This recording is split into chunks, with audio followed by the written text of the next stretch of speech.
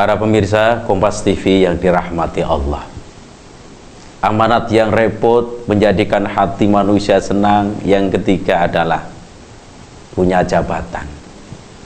Manusia menginginkan jabatan, baik dari lurah, camat, wakil bupati, bupati, wakil gubernur, gubernur, wakil presiden, presiden. Rata-rata manusia ingin jabatan semacam itu.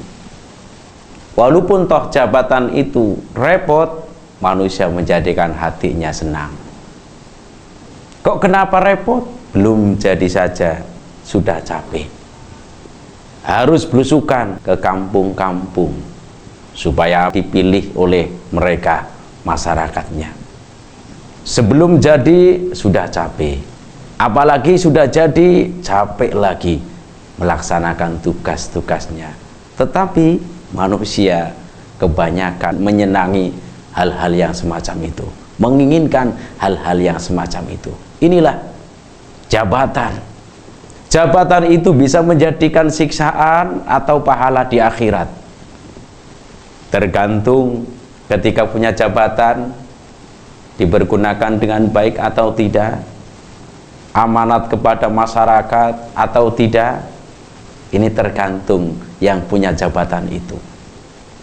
Kalau seorang presiden, kalau seorang gubernur, kalau seorang bupati, bahkan sampai ke desa lurah, ya, ini adalah jabatan dari masyarakat yang berakibat menjadikan siksaankah di akhirat ataukah menjadikan pahalakah di akhirat. Tergantung orang yang dititipi jabatan itu. Maka jabatan termasuk salah satu amanat Allah yang repot, tapi rata-rata manusia menjadi senang. Kok kenapa urutan yang pertama adalah anak? Karena anak ini benar-benar idaman setelah orang berumah tangga.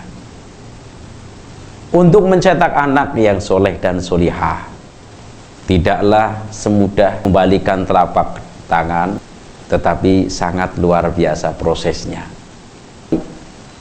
Untuk mencetak anak yang soleh dan solihah, pertama didik ilmu agama. Ilmu agama benar-benar jadi pondasi setiap anak, mulai dari kecil, dewasa, supaya insya Allah ketika dewasa bisa membentengi diri dari hal-hal yang tidak baik. Pertama pondasinya ilmu agama. Maka penting sekali kepada orang tua semuanya saja yang melihat dan menonton acara ini, anak sangat harus diperhatikan. Untuk mencetak anak yang soleh dan solihah, didik ilmu agama. Didiklah anak-anak kalian. Maka sesungguhnya mereka adalah diciptakan ke zaman yang bukan zaman kalian. Maka anak adalah untuk regenerasi. Orang tuanya sudah tua, anak yang melanjutkan. Orang tuanya sudah meninggal dunia, anak yang meneruskan. Inilah anak untuk ke depan, meneruskan perjuangan kedua orang tuanya. Oleh sebab itu, didik ilmu agama. Justru mendidik ilmu agama terhadap anak-anaknya adalah kewajiban orang tuanya. Bukan kewajiban dari Pak Kiainya, bukan kewajiban ustadznya, bukan kewajiban bunyai dan ustadzahnya, karena kedua orang tuanya itu satu tidak bisa, maka dititipkanlah kepada seorang kiai, dititipkanlah kepada seorang ustadz. Orang tuanya alim, bisa, pinter ilmu agama, tetapi tidak sempat untuk mengajari anak-anaknya. Baru alternatif yang kedua, titipkanlah kepada seorang kiai, titipkanlah kepada seorang ustadz.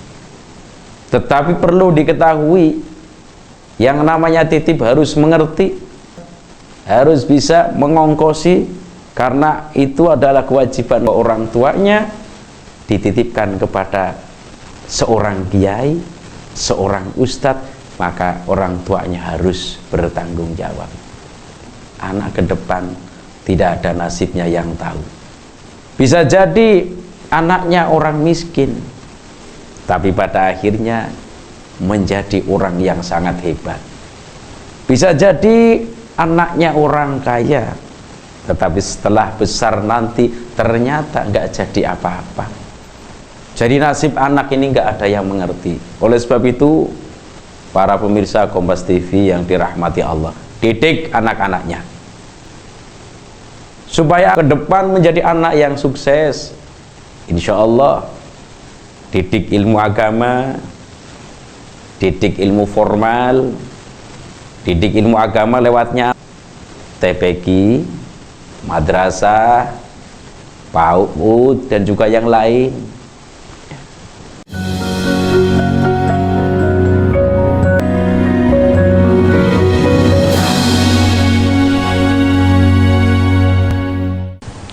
Untuk mendidik anak yang soleh dan solihah, pertama ilmu agama. Di TPQ, di PAUD, pondok pesantren, didik ilmu formal, SD, SMP, SMK, perguruan tinggi, dan juga yang lain. Karena keduanya adalah ilmu yang perlu dicapai. Lebih utamanya adalah ilmu agama. Kok kenapa ilmu agama itu lebih utama? Karena ilmu agama itu bisa menyelamatkan manusia dari dunia sampai akhirat. Kok kenapa ilmu formal itu urutan yang kedua?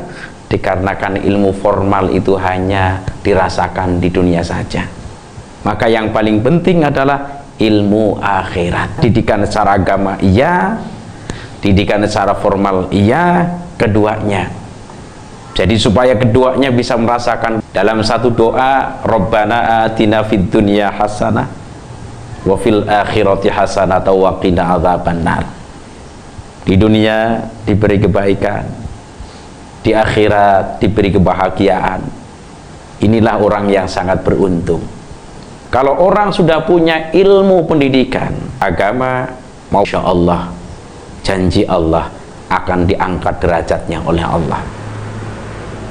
Dalam Al-Quran surat Al-Mujadalah ayat 11 Allah berfirman, Yarfa'illahu alladhina amanu minkum walladhina utul ilma darajah.